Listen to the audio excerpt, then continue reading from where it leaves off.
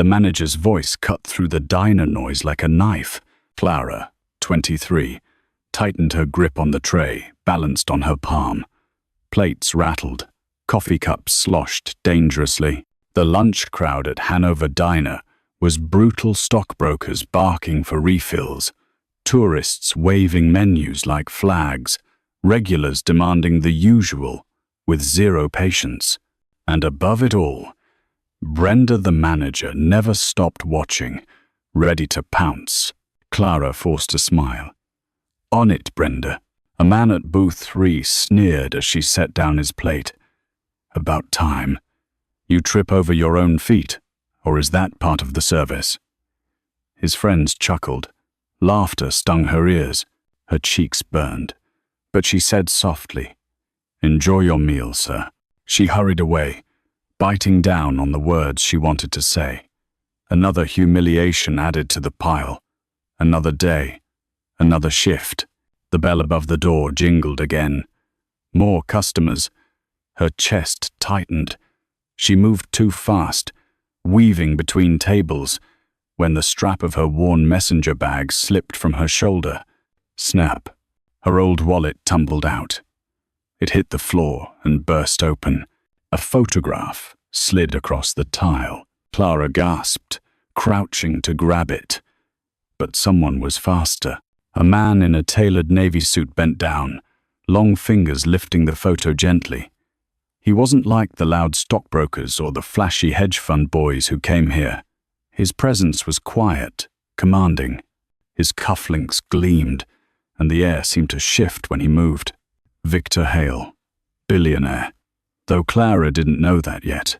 He should have handed the picture back quickly. Instead, he froze.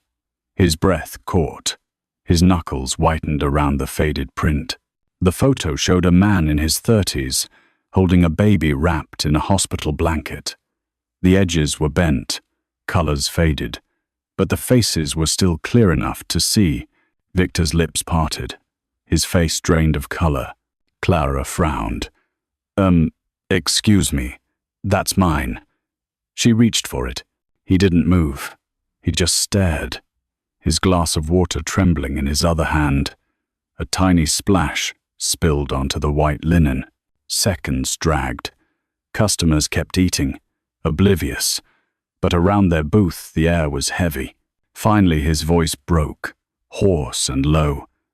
"Where did you get this?" The words hit her like a slap.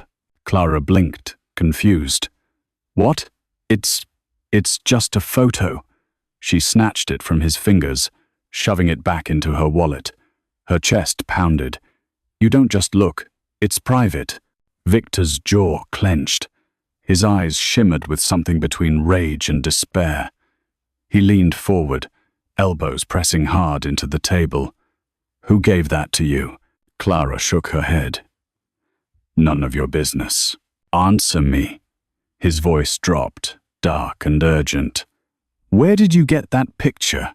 Her heart raced. She didn't like his tone, didn't like the way he looked at her as if she wasn't a stranger at all, but a piece of his past ripped open. She stuffed the wallet deep into her apron pocket and straightened. "Enjoy your coffee, sir," she muttered, trying to walk away. But Victor's hand gripped the edge of the table so tightly his knuckles turned white. His whole body trembled. The glass of water shook again, rattling against the saucer.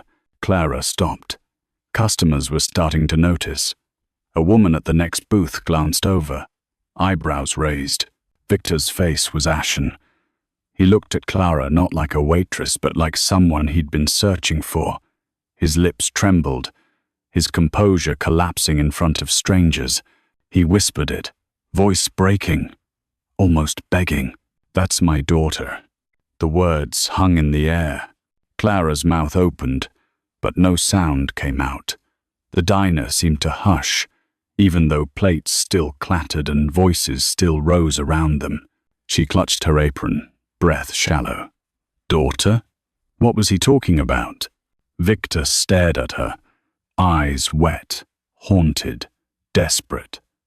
For the first time since she'd started at this diner, Clara wasn't the invisible waitress in the background. She was the center of his world, and he looked like that world was collapsing. Victor Hale's voice thundered across the diner. Heads turned. Forks froze halfway to mouths. For one moment, the entire lunch rush seemed to stop breathing. Clara's hands shook as she clutched her apron pocket. I told you. It's just a photo. From my grandmother. Victor rose halfway from the booth, his height towering over her. His face was pale, his jaw trembling. His voice cracked as he barked, "Don't lie to me." Gasps rippled through the diner. A man at the counter whispered, "Wait, isn't that Victor Hale?" Another leaned closer. "The billionaire? From Hale Industries?" Phones slid out of pockets. Cameras clicked on. Clara felt heat crawl up her neck. A billionaire. That explained the suit. The quiet intensity. The way his security detail hovered near the door, stiff as statues. Her mouth went dry. "I don't know what you think you saw, but that picture is mine." Victor slammed his hands on the table. The silverware rattled. Water sloshed over the rim of his glass. The noise made several customers jump. "That baby!"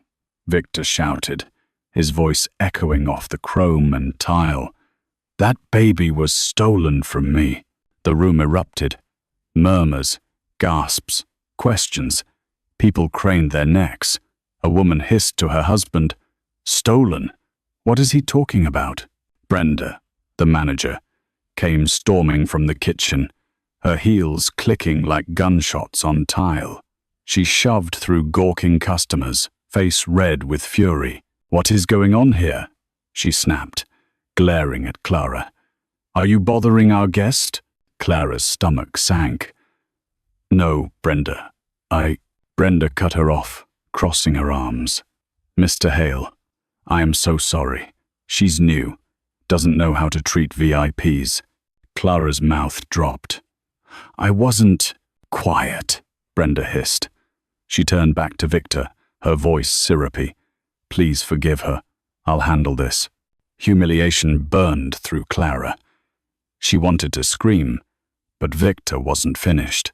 "Your employee is lying," he said coldly. His eyes never left Clara. "She has something that belongs to me."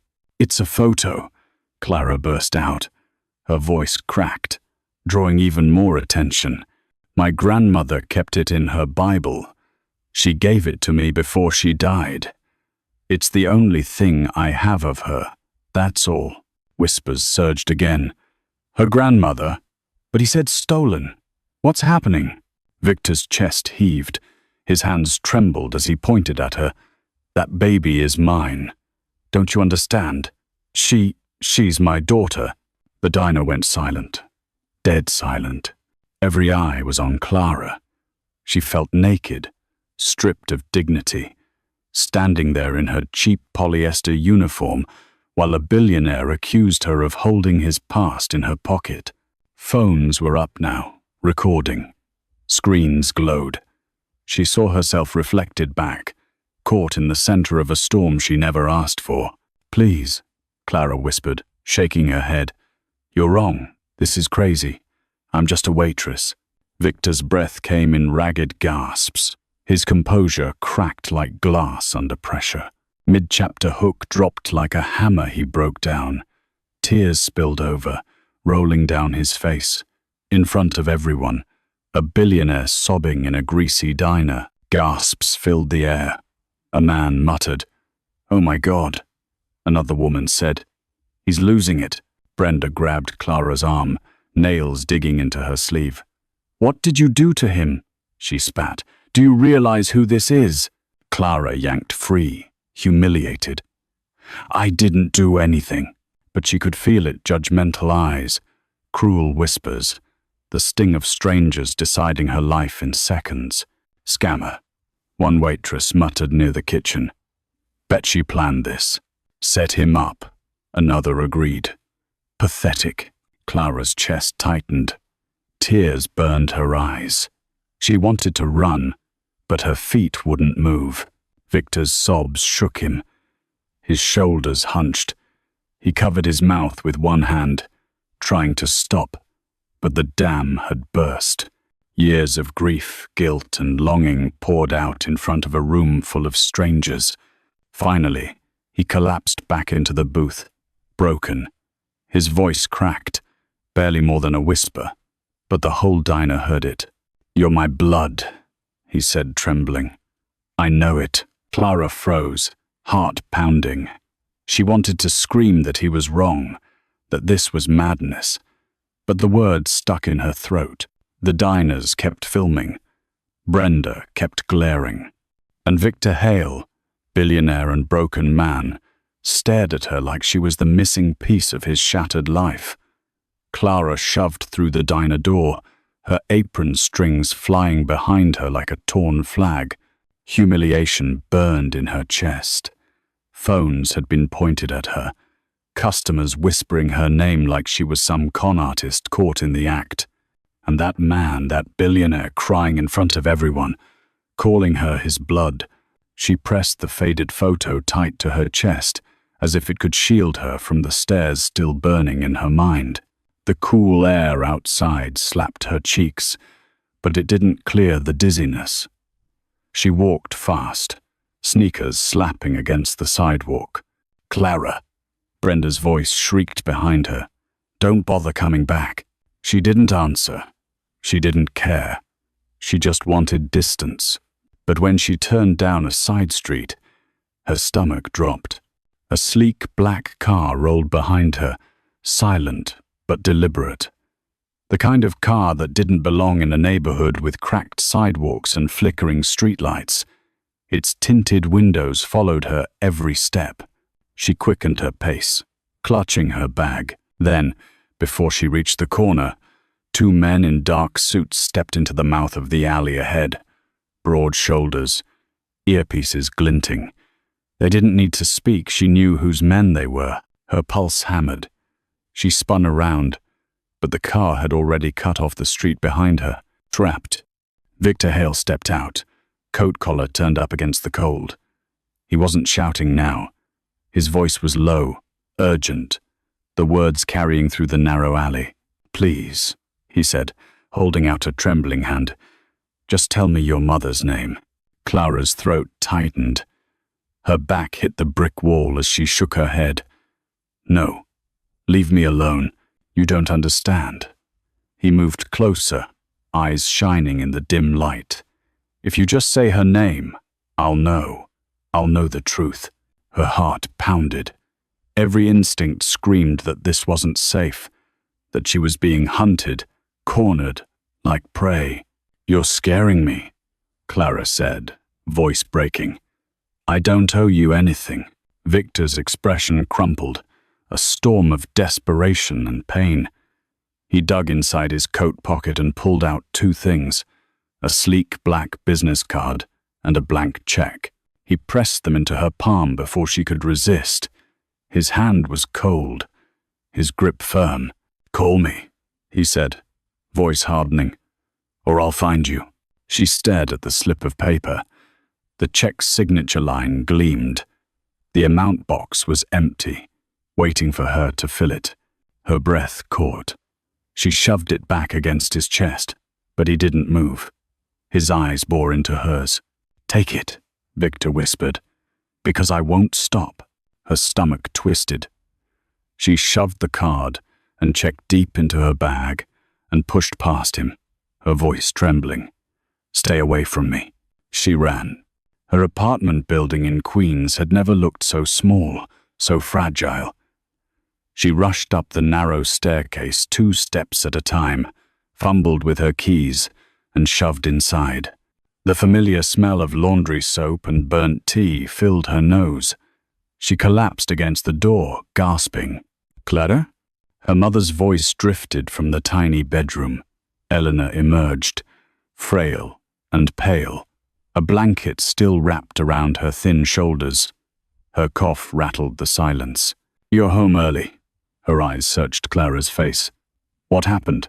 Clara's chest tightened. She wanted to lie. She wanted to say work was just too much, that she'd had a bad shift. but her hands shook as she pulled the card from her bag. "Some man gave me this," she whispered. Elena took it slowly, squinting at the embossed silver letters. Victor Hale. Her fingers went stiff. The color drained from her face. Her lips moved, the words barely audible. "No, not him." Clara froze. "You know him?" Elena's eyes brimmed with terror. She backed toward the couch, as if the card itself could burn her. Clara stepped forward. "Mom, what's going on?" Elena's hand trembled violently. The card slipped between her fingers. Her chest heaved, and then her whisper cut through the room like a knife. "You met Victor Hale?" The sound of his name on her mother's lips sent Clara reeling. But before she could ask another question, Elena swayed. The business card crumpled in her fist as her body went limp. "Mom!" Clara screamed, rushing forward. Elena collapsed onto the couch cushions, unconscious, the black card clenched tight in her hand. Clara shook her mother's shoulders, panic rising in her chest. Elena's eyelids fluttered, her lips moving without sound. Sweat dotted her forehead.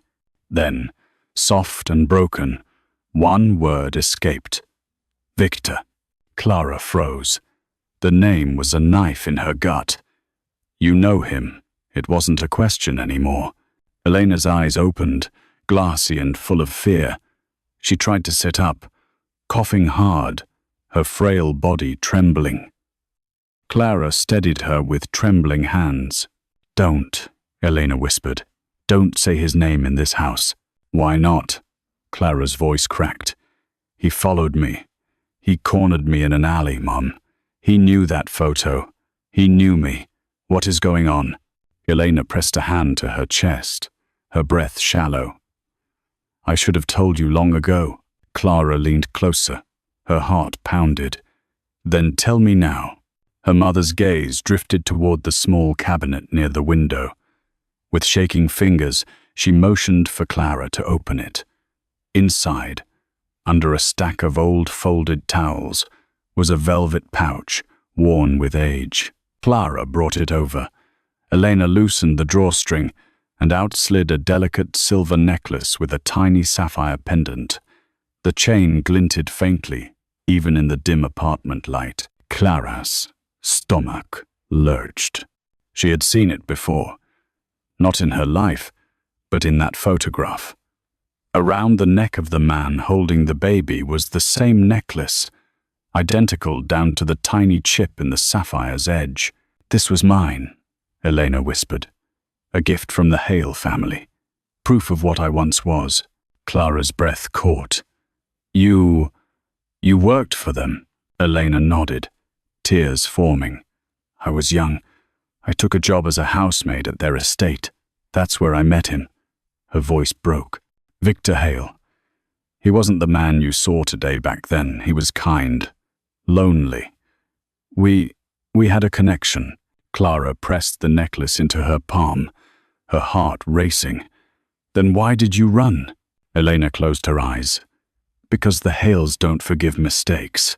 I wasn't one of them. I didn't belong in their world. And when you were born..." Her voice trailed off into silence. The words felt like thunder in Clara's ears. She stared at her mother, the room spinning. "So he's my father?" The words tumbled out raw, desperate. Elena's silence was answer enough. Clara shot to her feet, pacing the cramped living room. Anger bubbled up hot in her throat. "You lied to me my whole life. You let me grow up thinking my father was just a ghost. You let me scrub tables in a diner while he lives in mansions and gets chauffeured in black cars." Tears blurred her vision. "Why, Mom? Why hide this from me?" Elena's hands gripped the couch cushion like she was holding on for dear life. "Because money like his destroys everything it touches. I wanted you safe, invisible, alive. But I wasn't safe." Clara shot back. "I was humiliated. Poor. I watched you get sicker every year because we couldn't afford doctors. You think that's protection? You think poverty is safer than the truth? Elena's face crumpled. You don't understand. His family would have never let us live in peace. That world. A sudden pounding at the door cut her off. Boom, boom, boom. Clara jumped, heart slamming against her ribs. The walls seemed to rattle under the force. Elena. The voice roared through the wood. Deep, commanding, impossible to mistake. Open this door! Victor Hale. Clara's knees went weak. She stumbled back as the pounding grew louder, shaking picture frames on the walls. Her mother's face drained of blood. She grabbed Clara's wrist with surprising strength, pulling her close. Listen to me, Elena whispered fiercely, eyes wide with terror. If you open that door, you'll lose me forever. Clara's mother clutched her wrist, her nails digging into her skin. Don't do it, Elena begged, her voice breaking. If you let him in, everything we built will shatter. But Clara's chest heaved with rage and confusion. She couldn't stand the secrets anymore. She couldn't stand the weight of lies pressing down on her. Her hand moved to the knob. Elena. The voice thundered again. Clara turned it. The lock clicked. The door swung open. Victor Hale stood there, larger than life, his tailored coat damp from the rain. His piercing eyes landed on Elena, and for one heartbeat he froze. Then the explosion came. You! His face twisted in fury. His voice filled the cramped hallway. You stole her from me. Elena rose shakily from the couch, her frail frame trembling but her gaze sharp as glass. I saved her, she spat back. From you, from your family. Neighbors' doors cracked open. Curious faces peeked out. Whispers filled the hallway like wildfire. Is that Victor Hale? What's he doing here? Wait, did she say stole her? Phones appeared again. Screens glowed. Clara felt the walls closing in, 100 eyes pressing on her skin. Victor's chest heaved as he pointed a shaking finger at Elena. Do you know what I went through? Do you know the years I searched? And you, his voice cracked, you vanished. You ripped my daughter away from me. Clara's heart pounded. Her voice cut through the shouting. Enough! Both of them snapped their heads toward her. Stop fighting like I'm not standing here, she said, her voice raw. I'm not a child anymore. I want the truth. All of it. Elena's lips pressed together, tears trembling in her eyes. Victor stepped closer, his voice softer now, desperate. Clara, I never abandoned you. I never even knew you were gone until it was too late. That's a lie, Elena hissed. Victor whirled on her. Don't you dare. You ran. You hid her from me. From her birthright. From her father. Clara's hands shook. Then prove it, she whispered. Victor's eyes flashed. He motioned to the man standing just behind him, one of his lawyers, suited, stern, carrying a leather case. The lawyer stepped forward, opened it, and revealed a sterile DNA swab kit, neatly packaged. Gasps rippled through the neighbors in the hallway. The message was clear. This wasn't spontaneous. He'd been ready for this moment. Victor's voice boomed. Take the test. Right now. And the world will see who you truly are. Clara's breath caught. 100 emotions crashed in her chest. Terror, anger, and an aching hope she couldn't smother. But before she could speak, Elena's hand lashed out. The kit went flying, clattering to the floor. You won't take her like this, Elena shouted, her voice echoing down the hall. She doesn't belong to your empire. She belongs to me. The neighbors gasped again. Some whispered, others filmed, the hallway alive with scandal. Victor's face hardened, his jaw set. You think hiding her made her safe? Look at her life, struggling in diners, begging for scraps, watching you cough yourself into an early grave. That's not protection. That's a prison. Elena flinched as if struck. Her shoulders sagged, but her eyes burned with stubborn fire. At least she was free from you. Clara stood frozen, her pulse screaming in her ears. Her mother's words stabbed at her, but Victor's fury shook her too. She looked at the shattered kit on the floor. The truth was right there, within reach. Her voice trembled as she spoke, each word cutting through the chaos. I'll take it.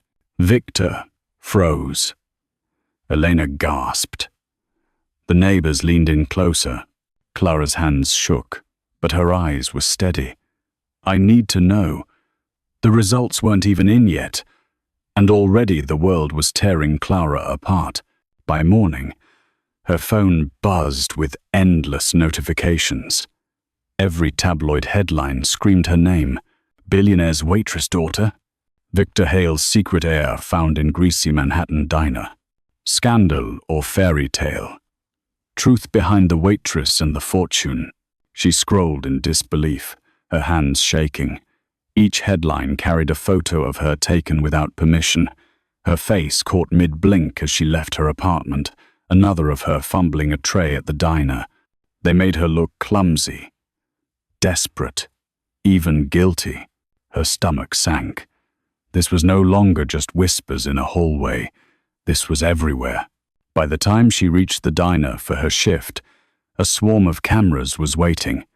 Bright flashes blinded her as paparazzi crowded the sidewalk. Clara, look here. Is it true? Are you Victor Hale's daughter? Smile for us. Give us the first quote. Clara ducked her head, clutching her bag tighter. Her pulse raced.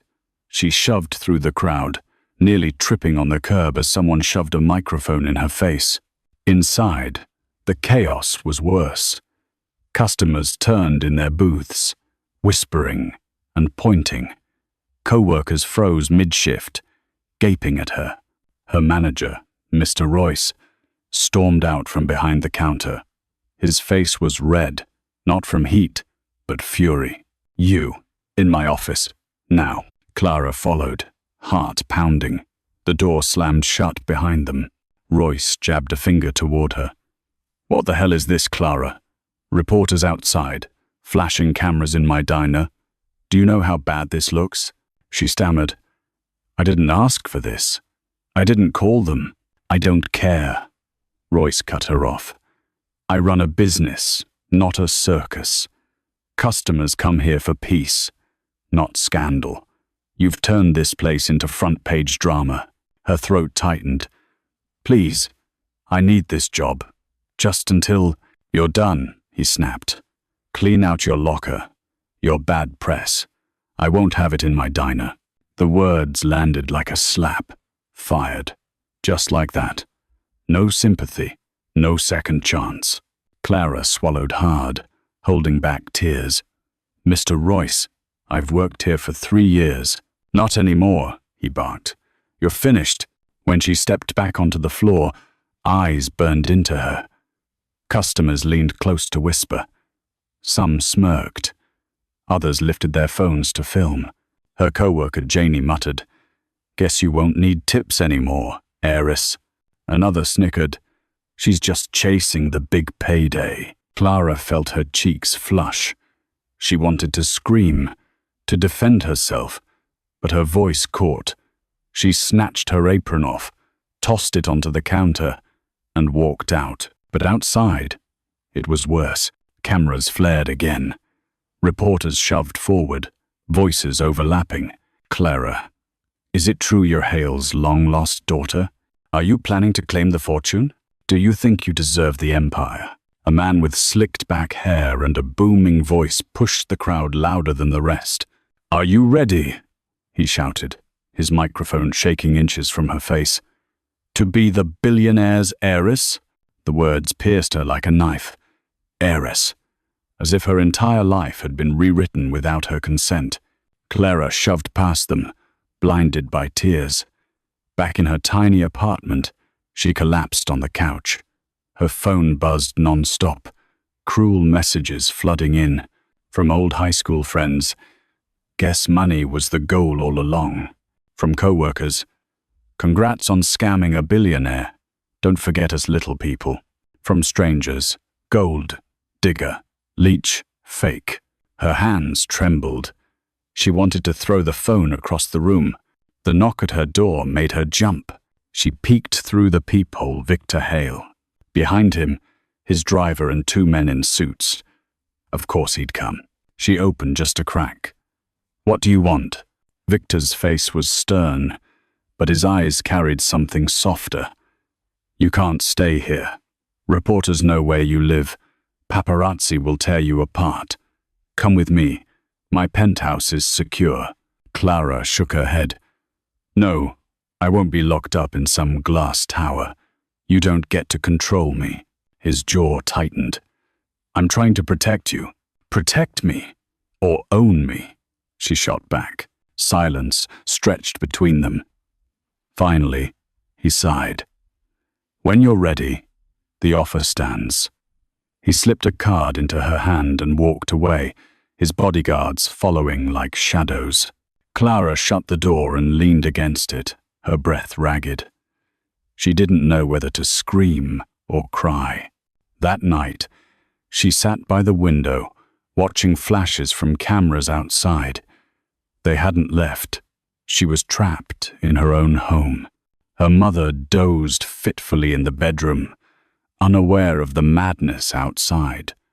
Clara envied her escape into sleep. The world felt like it was crushing Clara, piece by piece. The next evening, another knock. Heavy, official. When Clara opened the door, it wasn't Victor. It was his lawyer, dressed in a flawless suit, his face unreadable. In his hands was a sealed envelope. Her heart stuttered. Miss Moreno, he said formally. The DNA test results are in. Clara stared at the envelope, her blood running cold. The whole world was waiting for this answer, but was she? Her hands shook as she took it. The lawyer's eyes lingered on her for a moment. Then he bowed slightly. Mr. Hale will await your call. Her left. Clara stood frozen in her doorway, the envelope clutched tight, her breath shallow. Was she about to lose the life she knew or gain one she never asked for? Clara slit it open with a butter knife. Her hands shook. Her mouth was dry. The apartment was too quiet. Even the photographers outside had softened to a dull buzz. She pulled out the page. Black letters. 2 names. Numbers like a verdict. She read the line twice before sound returned to the room. Probability of paternity, 99.9%. Elena's breath hitched. Clara. A knock. Not a pounding one, careful, measured. Victor stood in the doorway when she opened it. No entourage. No lawyer. Just him. Rain speckled his coat. He saw the paper in her hand and stopped. His voice came out a whisper. Is it? Clara held it up. It's you. Victor's face broke. Years of control cracked in a second. He stepped forward and wrapped his arms around her like a man grabbing for the only solid thing after a shipwreck. He wept. Not loud, not showy, just raw, shaking sobs into her shoulder. Clara stood there, arms at her sides, stiff as a post. She didn't hug back. His suit smelled expensive. His heartbeat pounded hard against her. She stared past him at the sink full of dishes, the chipped mug, the damp dish towel, the life she actually lived. He pulled back, swiping at his eyes and trying to laugh without breaking. I knew it, he said hoarsely. I knew it the second I saw you. You have... He stopped, because naming what she had would make everything real. From the bedroom, a drawer slammed. Elena emerged with a duffel bag half-zipped, hands shaking as she stuffed clothes inside. A sweater, the old slippers. Her medicine bottle rattled like a warning bell. Victor recoiled. What are you doing? Leaving? Elena said. She didn't look at him. Before you take her, Clara's stomach dropped. Mom, no, you're not going anywhere. You don't understand what comes next, Elena said, rifling through the nightstand. You never did, Victor's jaw said. No one is taking her anywhere. She's an adult. She chooses. Elena's laugh was sharp. That's rich. From a hail. Stop, Clara said, voice rising. Both of you, stop. Elena ignored her, moved to the closet, yanked down the old tote she kept for emergencies. Everything about her was frantic, like a woman who had run before and learned to run fast. Clara caught her wrist. Mom, look at me. Elena wouldn't. She tugged her hand free, dug under the bed, pulled out a shoebox, and shoved it deep into the bag. Clara blocked her path. No, you are not walking out because a piece of paper said a number. This isn't about a number, Elena snapped, meeting her eyes at last. It's about power. Victor's voice cooled. Power is what kept me from you. Elena's head whipped toward him. Power is what erased me. Clara put a hand up. A ref in a game she didn't sign up to referee. Enough. Tell me why you ran. All of it. Now. Elena pressed lips to a thin line, then closed her eyes, as if stepping back into a memory she'd nailed shut years ago. When she spoke, her voice was flat, the voice of someone who had rehearsed pain until it sounded like a fact. I worked in their house. I served their dinners. I scrubbed their floors. And then I fell in love with their son. Her gaze cut to Victor. He wasn't a monster then. Victor flinched. I'm not. Elena raised a hand. Save your cleanup speech. Clara's heartbeat thudded in her ears. You loved him. Then what? Elena exhaled. Then your grandfather called me into his study. She said grandfather like a curse. He poured a drink I didn't touch and asked me a question like he was asking the time. How much to disappear? Victor went still. He wouldn't. He did, Elena said. When I didn't blink, he changed tactics, called me unworthy, said I was a stain on the family's name, said my future child would never be safe, said there were ways to make problems go away without a mess. The room swayed under Clara's feet. He threatened you. Elena nodded once. And when threats didn't move me, he outlined logistics, lawyers, private investigators, a custody fight that would grind me to dust. He had a plan for everything. A plan that ended with me gone, quiet, forgettable. Victor's face had drained of color. My father was strict, but he wasn't. He was exactly what he needed to be to protect his empire, Elena said. He gave me a timeline. He gave me a warning. Then he gave me a ride home and a driver who watched which door I unlocked. Clara felt something cold slide down her spine. So you ran. I ran, Elena said. Pregnant. Broke. I changed my name. I never looked back. Because some families don't rescue you when you fall. They break your fingers so you can't climb back up. Silence choked the room. Outside, a camera flash stuttered against the curtains. Victor braced both hands on the back of a chair, knuckles white. I didn't know, he said, voice shredded. He kept things from me. Said the girl I loved was trying to ruin me, that she wanted a payout. He showed me a signed statement I didn't know he'd written himself. He said you were gone by choice. Elena's eyes softened for a heartbeat. Pain recognizes pain. Then she looked away. He wanted me erased. Clara moved to the duffel and slowly unzipped it. You're not leaving, she said, gentler now. Not because of him. Not again. Elena's hands were still. I have to protect you. I'm 23, Clara said. You protected me by yourself for 2 decades. It almost killed you. Let me stand up now. Victor straightened. Whatever my father did, "I'll fix it," he said. "Publicly, legally, whatever it takes." Elena gave a bitter smile. "You can't fix ghosts."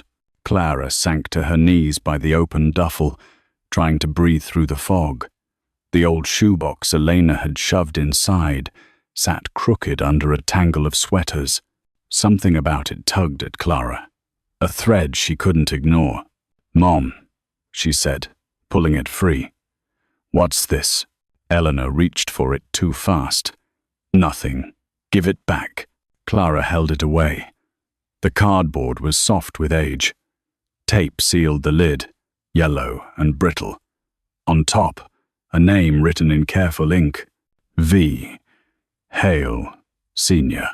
Victor's father. Clara's chest tightened. "Why do you have this?"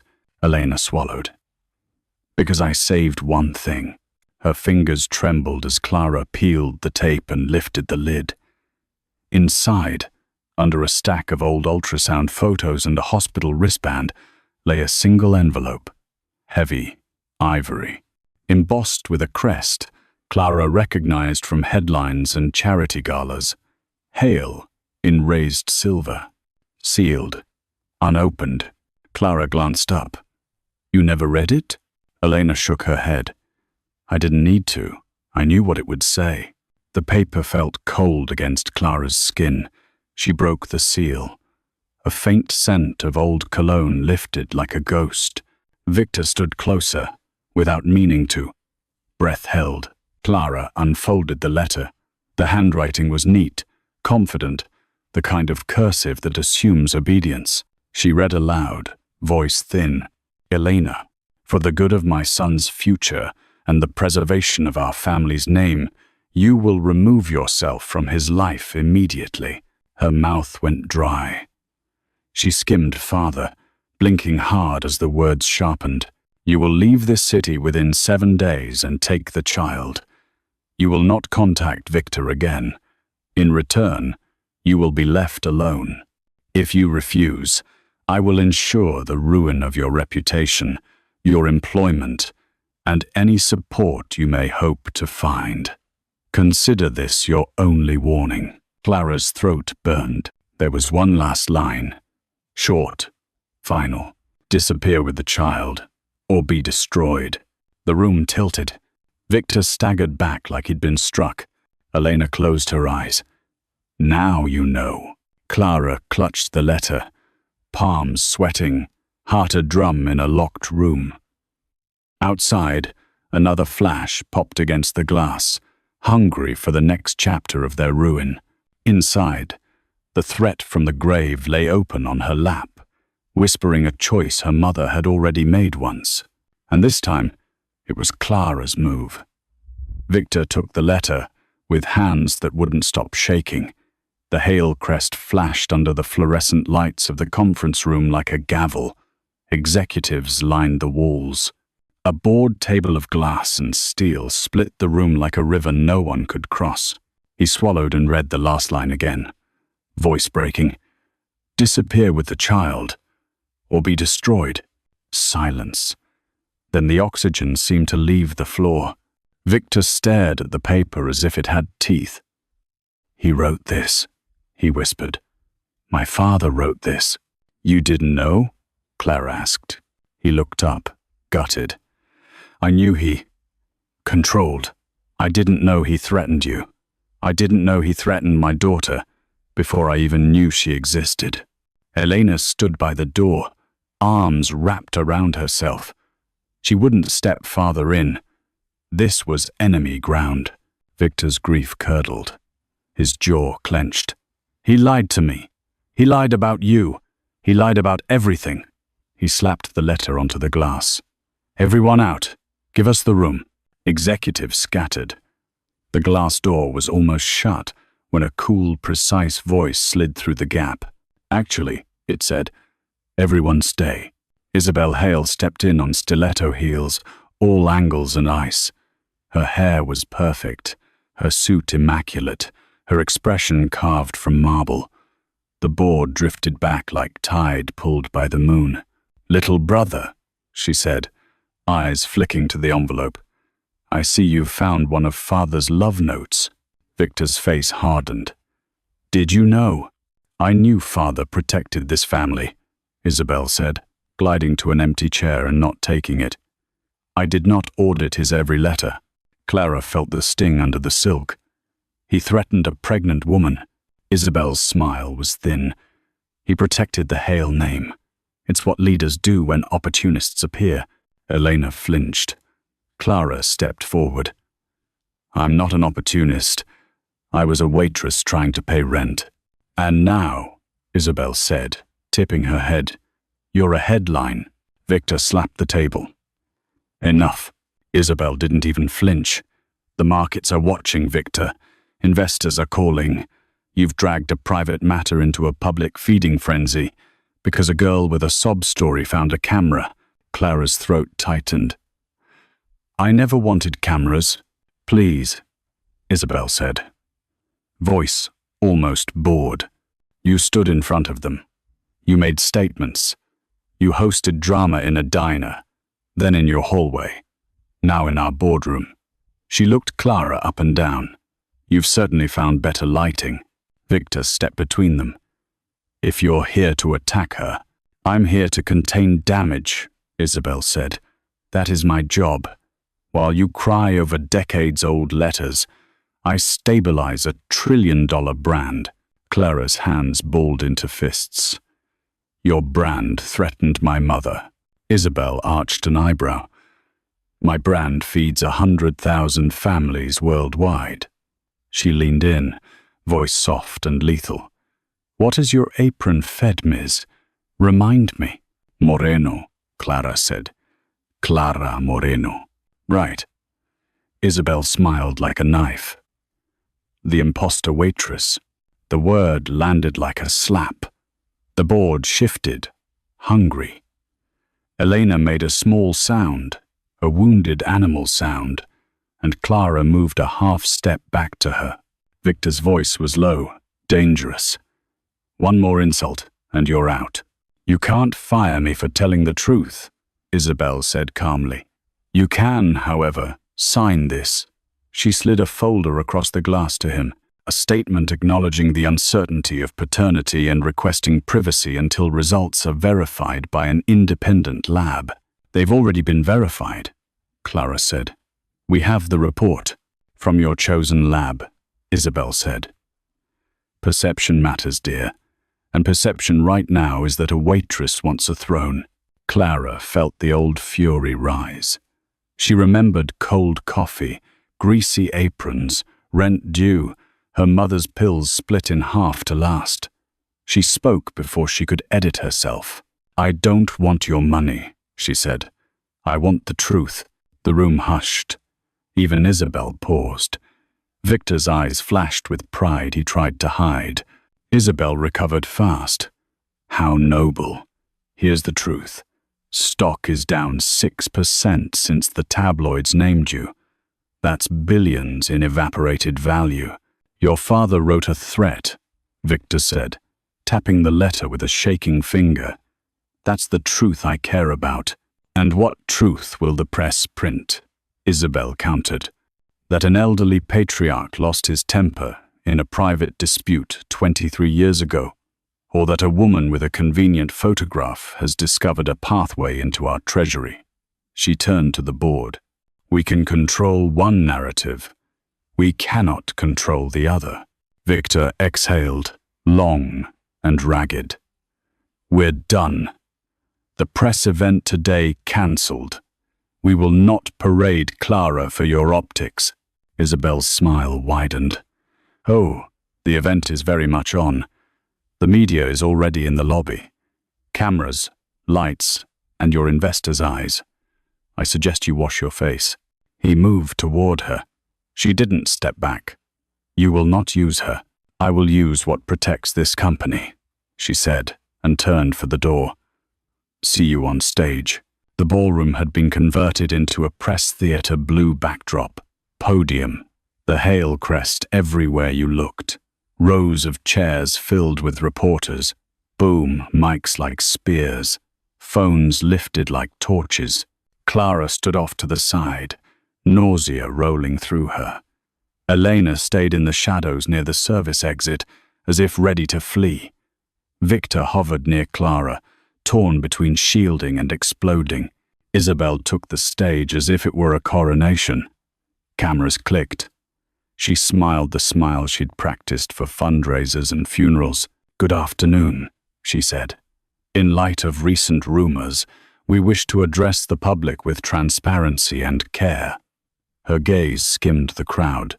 "Our family is reviewing deeply personal matters that have been irresponsibly sensationalized.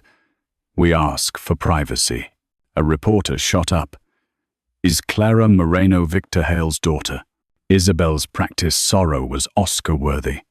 At this time, paternity remains under review. Clara felt heat rise in her face. "We have the results," she whispered to Victor. Isabel continued. "What we cannot allow is the exploitation of our name by individuals seeking fame." That did it. Clara stepped forward before Victor could stop her. She walked to the second mic, hands shaking, heart a drum. Isabel's eyes flashed with annoyance, then interest. A live wire had just walked onto her stage. Clara's voice came out steadier than she felt. "I don't want your money. I want the truth." A ripple went through the room. Mix tilted toward her. Cameras zoomed. Isabel's fingers tightened around the podium. Clara kept going. Short sentences, no breath to spare. "I worked double shifts. I paid for cheap medicine. I watched my mother get sicker while your family sat in towers. I didn't chase headlines. Headlines chased me. Your father wrote a letter telling my mother to disappear. He threatened her. He threatened me. We kept it. We have it." She looked at Victor. He never knew. But he knows now. Reporters shouted questions. "Can we see the letter? Do you have the DNA results? Will you sue? Are you moving into Hale Tower?" Clara shook her head. "I don't know about towers. I know about truth. If you care about that, ask the right questions." For a beat, even Isabel had no words.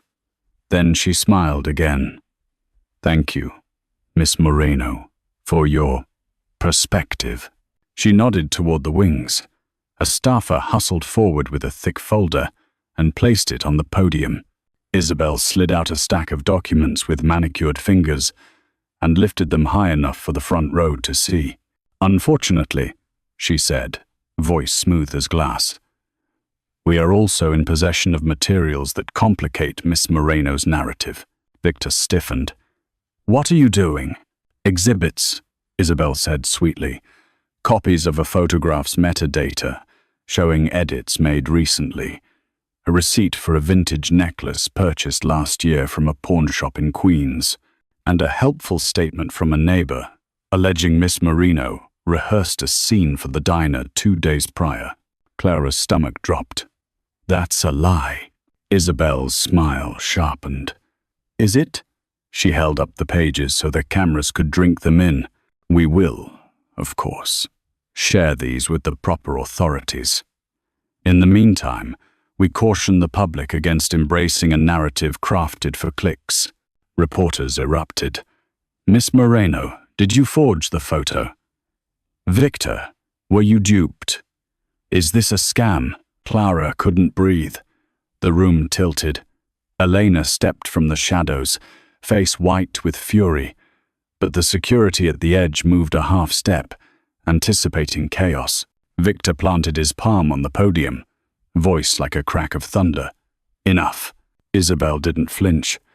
She leaned to the mic, eyes locked on Clara.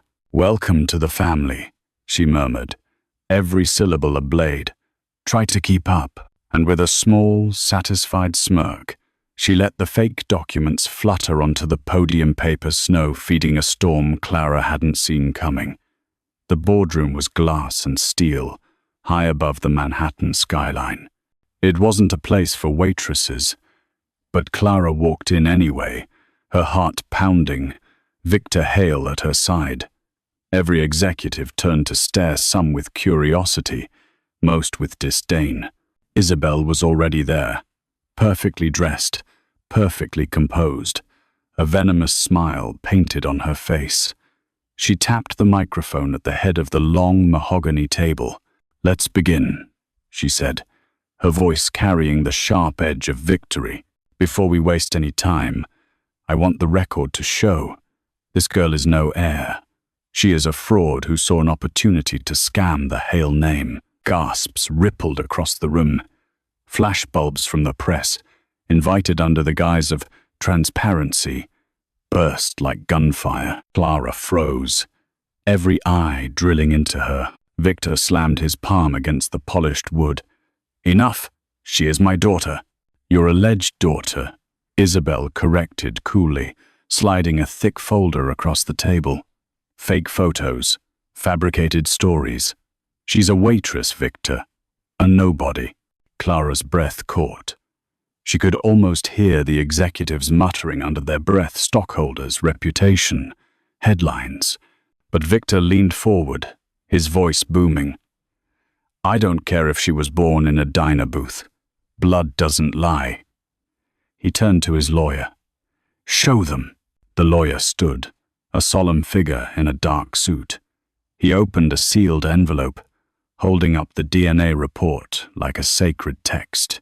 99.9% probability. Clara Beaumont is biologically Victor Hale's daughter. The room erupted. Chairs scraped. Voices clashed.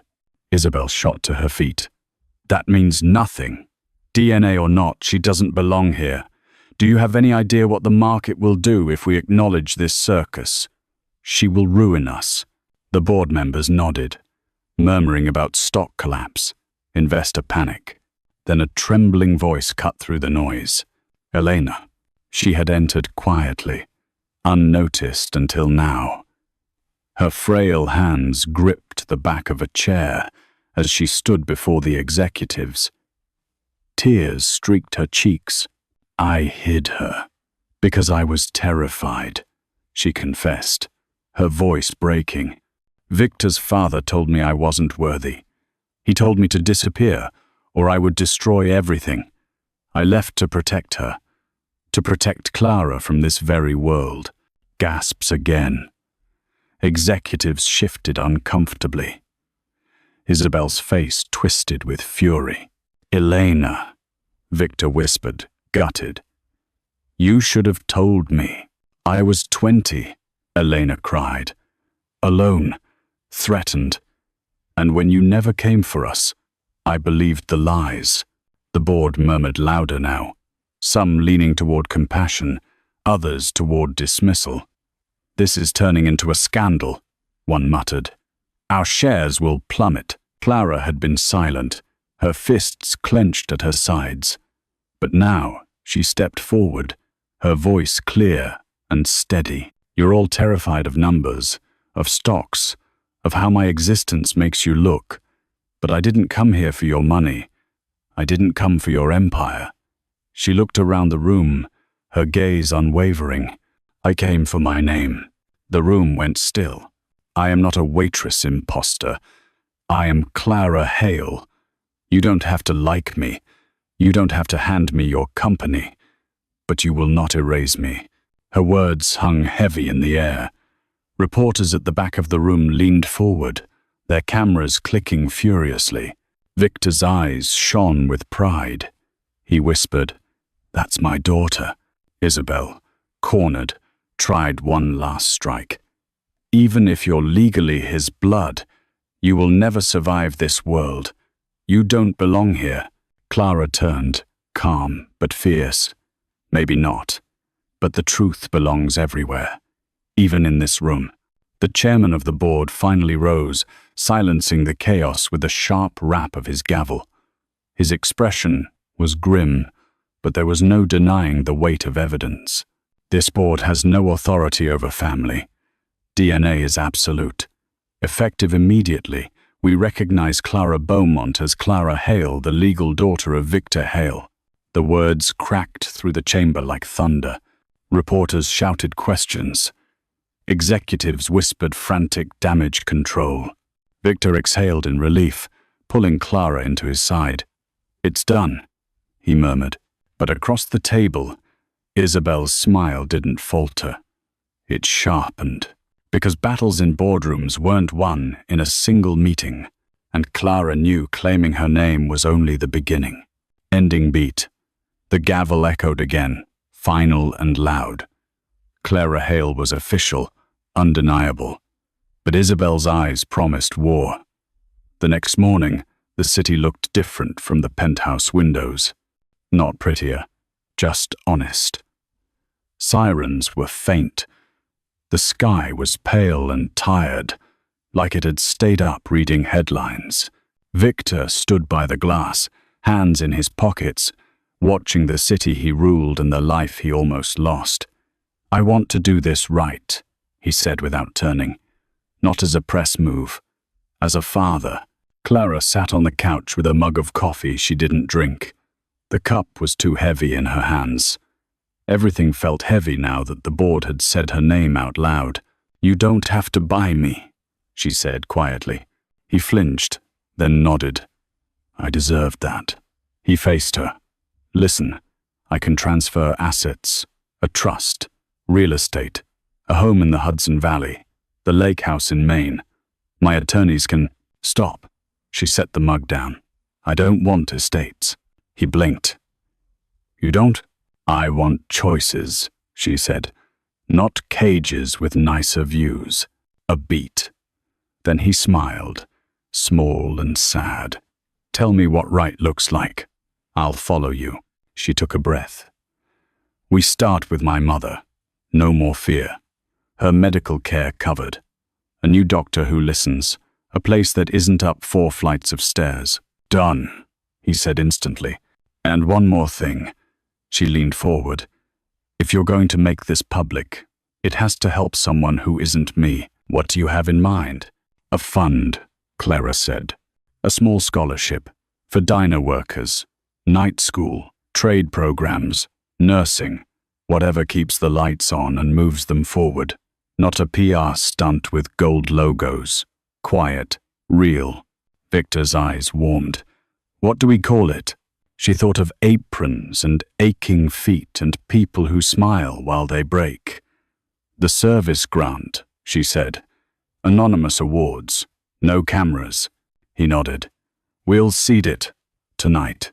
She shook her head. "We will seed it," she said, and surprised herself with the word. "Half from you. Half from a settlement I plan to collect." His eyebrows rose. "Settlement." She stood. Strong now. Isabel leaked fake documents. Defamation. Intentional infliction. That neighbor was paid. The pawn receipt was forged. Your legal team can prove it. Victor's mouth flattened. "You want to sue my sister?" "I want consequences," Clara said. "For once, the people who lied take the hit." He looked out at the city again, jaw tight. "I can't protect her from this. I won't." By noon, the machine moved. A quiet call to the General Counsel. A review of server logs and email trails. A private investigator identified the neighbor as a cousin of a Hale communications contractor. The forged metadata pointed back to a PR vendor, Isabel, used for crisis gigs. At 4 p.m., the audit committee met. At 5:17, Isabel's keycard stopped working. Clara didn't gloat. She sat with Elena on a soft chair outside the conference room while attorneys walked past, their faces set. Elena squeezed her hand and whispered, "You did not ask for war. You just stopped running." Isabel emerged at last, impeccable as ever, but pale with rage. She glanced at Victor, then at Clara. "Congratulations," she said, voice like glass. "You burned the house to stay warm." Victor didn't blink. "No," he said. "We fixed the wiring." Legal entered with a folder. "Miss Hale," the lawyer said, professional and cold, "the board is accepting your resignation. Effective immediately." You'll cooperate with the internal investigation and the SEC. A civil settlement is on the table if you sign today. Isabel's throat worked. She looked at Clara for the first time like she was real. You think this will make you one of us? Clara stood. No, she said. It will make me me. Isabel laughed once, brittle and small, then walked away with her attorney. Cameras would not catch the moment. There was no podium, no crest, no blue backdrop, just a hallway and 4 people, and the sound of a door closing like an era ending. They visited the old apartment together. Victor carried boxes. Elena fussed with a drawer full of rubber bands and takeout menus as if history lived there. It did. You don't have to leave a trace, Victor said softly. I want to leave the bad air, Elena replied, half smiling. But I think I'll take the good ghosts. Clara packed the pot with the cracked handle, the chipped blue cup, the thrift store lamp she'd fixed with tape. Not because she needed them, because they were proof. The life that carried her this far mattered. Down the stairs, neighbors peeked through doors. Some smiled, some stared. One kid whispered, "Is that the rich guy?" Eleanor laughed for real. "No," she said, "that's Leo's new box carrier." Victor grinned and kept carrying. The new place wasn't a palace. Clara picked it. A sunlit 2-bedroom in a quiet building with an elevator and a little balcony that caught the afternoon. The lease was in Elena's name and Clara's. Not a gift. A contract. Victor tried to pay 12 months up front. Clara allowed 3 and wrote a check for the rest, with the first funds from a confidential settlement that would one day read like a footnote in a legal digest. She kept her old phone. She changed her number. That night, over takeout and paper plates, they talked like people who might survive each other. "I'm sorry for every year I wasn't there," Victor said, eyes wet. Elena nodded. "I'm sorry for every year I hid." She swallowed. "He scared me. Your father." Victor looked down. "He scared me too." Silence rested with them like a 4th chair. Not hostile, just honest. Clara broke it. "We're going to mess up," she said. "All 3 of us. But we're going to do it in daylight." Elena reached across the table and took both their hands. "Daylight," she echoed. The service grant launched with no press release. Applications were simple, a supervisor's note, a short paragraph about a goal. The first check went to a dishwasher who wanted to certify as an EMT, the second to a single dad server finishing HVAC school at night, the third to a line cook learning English. Each award letter ended the same way. "We see your work. Keep going." Clara cried over every envelope. Victor funded a health clinic in Elena's old neighborhood and put it in Elena's mother's name. He didn't tell the papers. He told the doctor to hire nurses who listened. When the tabloids called for quotes, Clara said, "No comment." When a morning show dangled a prime couch and a 6-figure fee, she said, "Give it to the dishwashers." When a gossip site tried to bait her about Isabel, she texted back, "Accountability is good for everyone. I wish her peace." The legal pieces clicked into place. The internal report was blunt. Isabel had orchestrated the smear. A civil settlement required a public correction and a personal apology. The SEC issued a fine to the company and a separate one to Isabel. She paid. She disappeared. Final justice, clean and simple. On a quiet Sunday, Clara found Victor in the penthouse den, sleeves rolled, hair messy, building a lopsided bookshelf from a flat pack like a man who had never used an Allen key. "You know," she said, smiling, "you could buy a carpenter." "I could," he said, sweating, "or I could earn one decent blister." She laughed and handed him a screw. They worked in companionable silence. Outside, The city pulsed like a living thing. Inside, the air felt warm, with the plain smell of wood and effort. When the shelf stood, crooked and proud, Clara went to her tote and pulled out the faded photograph. The man with the tired joy. The baby in a hospital blanket, the edges bent from years of being carried. Elena walked in as if the picture had called her. She touched the corner with 2 fingers. "I used to talk to it when you slept," she said to Clara. "Tell it we were okay." Victor swallowed hard. "I looked for it," he said. "For you." Clara crossed the room to the fireplace. The mantel was empty, waiting. She set the photograph in the center and stepped back. The glass caught the light and gave it back gently, like the past had stopped fighting. She spoke to herself, to them, to the room that finally felt like a home. "I wasn't lost," she whispered. "I was waiting to be found."